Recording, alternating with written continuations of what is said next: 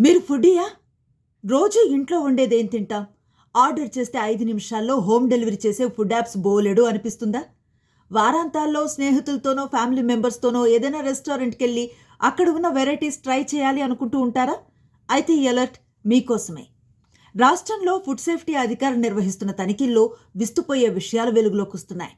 పాల నుంచి పన్నీర్ వరకు, నూనె నుంచి నెయ్యి వరకు కాదేది కల్తీకి అనర్హం అన్నట్లుగా ఉంది పరిస్థితి. ముఖ్యంగా మనం లొట్టలేసుకుంటూ తినే నాన్ వెజ్ ఐటమ్స్ని నిర్వాహకులు నిల్వ చేస్తున్న పద్ధతిని చూస్తే అయ్య బాబోయ్ అనాల్సిందే. కొన్ని వారాల పాటు, ఆ మాటకొస్తే కొన్ని సందర్భాల్లో కుళ్ళిపోయిన స్థితిలో ఉన్న వాటిని కూడా వండి వడ్డిస్తున్నట్లుగా ఫుడ్ సేఫ్టీ అధికారుల తనిఖీల్లో తేలింది. ఇంతేకాదు, మనం ఎంతో నోరూరించే స్వీట్స్ తింటూ ఉంటాం కదా, వాటిల్లో మిక్స్ చేస్తున్న ఫుడ్ కలర్స్, వాడుతున్నటువంటి నెయ్యి కూడా చాలా ప్రమాదకరమైన పరిస్థితుల్లో ఉంటున్నాయి. ఇవన్నీ చెప్తున్నా. మేం చాలా హైజీన్ మెయింటైన్ చేసే హోటల్స్కి వెళతాం. అక్కడ ప్లేటింగ్ బాగుంటుంది.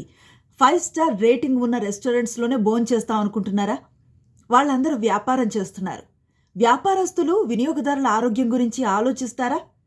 అయినా సరే, ఇలాంటి వార్తలు మేము చాలా చూస్తూ ఉంటాం. నగరంలో కొత్తగా ఓపెన్ అయిన రెస్టారెంట్స్కు, బాగా అనుభవం ఉన్న దగ్గరకో వెళ్ళి ఇంకొన్ని కొత్త రుచులు ఆస్వాదిస్తాం. మా డబ్బులు అంటారా? సరే అయితే.